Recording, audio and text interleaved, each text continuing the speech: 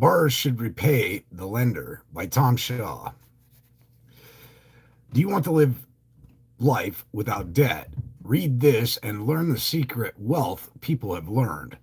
People are confused as to what money is and where the money comes from to fund a bank loan check. Most people incorrectly think that money is only cash and that other depositors funded the bank loan check.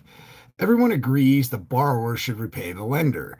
We all agree we should repay the one who funded the loan. The problem is that most people are confused as to who funded the loan. In America, money is more than just cash. Money is anything that has value and can be sold for cash and is accepted as money. If you use gold to buy a car, the gold is used as money. If you have $10,000 of government bonds that can be sold for $10,000 of cash, and you use the bonds to buy the $10,000 car, you use the bonds as money. Banks routinely accept bonds as money and deposit the bonds into checking accounts. If the bank accepted $5,000 of bonds from you, deposited the bonds into your checking account, and loaned the $5,000 to a borrower, the borrower should repay the bank, and the bank should return the $5,000 to you. A bond is a fancy name for a promissory note agreement to repay a loan. If you ask for a $10,000 bank loan, the banker has you sign a $10,000 promissory note where you agree to repay the loan. The loan agreement says that the bank can sell your promissory note to investors for $10,000. The investors want the interest. If you do not pay the interest, the bank forecloses and collects the money. Both the bond and the note can be sold for cash, giving them equal value to cash. According to the Federal Reserve bank publication, the promissory note that you signed is money. When the banks deposit the borrower's promissory note into a checking account, the bank accepted the promissory note as money. If you deposit money at the bank, it is like loaning the bank the money. If you deposit it or loan the bank the money, you can get the money back. If you travel to Japan, you will go to the money changer to exchange equal value of American money for Japanese money. If you exchange $100 of coins for $100 of cash, you traded value for value, and exchange is not a loan. If you deposit $100 cash and withdraw a $100 check, that is an exchange. It is not a loan. If you loan Joe $100 of cash and he returns $100 back to you as a loan, two loans were exchanged. Each borrower should repay the loan. If you loan the bank a $1,000 bond or promissory note that can be sold for $1,000 cash, and this loan funds the bank loan check back to you, then both borrowers should repay their loan. The problem is that the bank demands that you repay your loan, as the banker refuses to repay or acknowledge the loan from you to the bank. This is the trick according to the Federal Reserve Bank publication. The bank never loaned other depositors money to fund the bank loan check to you. The bank recorded your promissory note money, or equivalent cash value, as a loan from you to the bank. The bank never recorded a bank liability showing that the bank owes you $10,000 of money promissory note as a loan from you to the bank. The proof is in the Federal Reserve Bank publications, Modern Money Mechanics, page 6, and Public Debt, Private Assets, page 2. And many other publications admit that the banker created new money when the bank used your promissory note as new money, which the bank deposited into your checking account with your name on the checking account. A deposit records the loan from you to the bank. The $10,000 loan from you to the bank funded the $10,000 check returned to you as a loan from the bank to you. Two loans were exchanged. Bankers universally agree that the one who funded the loan should be repaid their money. They owe you $10,000. The bank never loaned other depositors money to you, and the bank never loaned 1 cent of the bank's money to you. You funded the loan to yourself. You owe the bank $10,000, and the bank owes you $10,000 as proven by the bank's $10,000 bank liability. Bankers want you to believe that the bank loaned you other depositors money so that you feel obligated to repay the loan and never ask the bank to repay the loan from you to the bank. If the bank never returns the $10,000 to you, the bank gets your money for free and gets the liens on the nation's assets for free. The bank forecloses if you do not repay the loan. The bank gets $10,000 for free. This has the economic effect similar to stealing, refusing to repay the loan from you to the bank, and creates $10,000 of new money, which has the economic effect similar to counterfeiting. Did you agree to give the bank $10,000 for free and have the same money returned to you as a loan? The banker knows that you are not that stupid. If you believe that the borrower, banker, should repay the lender, you, then the bank needs to pay the new $10,000 bank liability owing you money. If the bank loaned you other depositors money, the money should be returned to the other depositors. If the bank altered your agreement, loaned you no money to obtain your promissory note, recorded the money promissory note as a loan from you to the bank to fund the bank loan check, then you should repay your loan and the bank should repay its loan from you to the bank and return the money to you. The economics are similar to stealing your car or money, selling it for cash, and returning the cash to you as a loan. The bank should return the car or money to you because you funded the loan. The trick allows the bankers to transfer nearly all of the wealth to the banker for free, forcing the others into debt. The controversy is simple. Should the borrower bank repay the lender, you? If yes, all bank loans could be canceled, paid off. When the bank repays the loan from you to the bank, it could pay off the loan from the bank to you. If a gunman stole your money and returned it to you as a loan, you would call the police and demand the money be returned to you. What is the difference if a gunman or a banker took your money and returned it to you as a loan? One has a gun and the other has a suit and tie. Both transferred your wealth from you to themselves for free and left you in debt. Refusing to pay a debt is similar to stealing. We are not calling bankers criminals. Bankers are excellent businessmen who devised a method to getting your money for free and getting politicians elected to make it appear legal. The banker did not steal from you. The banker never told you that he still owes you money, that there is a new bank liability owing you money, and that he never paid you. Judge Mahoney called the bankers robbers. Congressman Louis McFadden, former chairman of the House of Committee on Banking and Currency, called it swindle. What is the proof? The Federal Reserve Bank publication, I Bet You Thought, page 27, and Modern Money Mechanics, page 2 through 25, and others admit that the bank creates new money every time that banks grant loans, that the promissory note is money, and that the bank records a loan from you to the bank, resulting in new bank liabilities. The bank liability shows that the bank owes you money from recording the promissory note as a loan from you to the bank. No banker has dared sign Tom Shaw's affidavit that would prove that the banker is innocent, and no banker has dared to collect the $1,000 challenge proving Tom Shaw is wrong. Why have I not heard of this before? Bankers use this secret to transfer the wealth from you to the banker for free.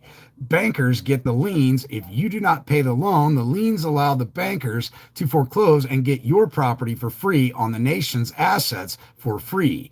Bankers are one of the biggest political funders of judges, sheriffs, and lawmakers. If a politician opposes the bankers fund their opponent next election.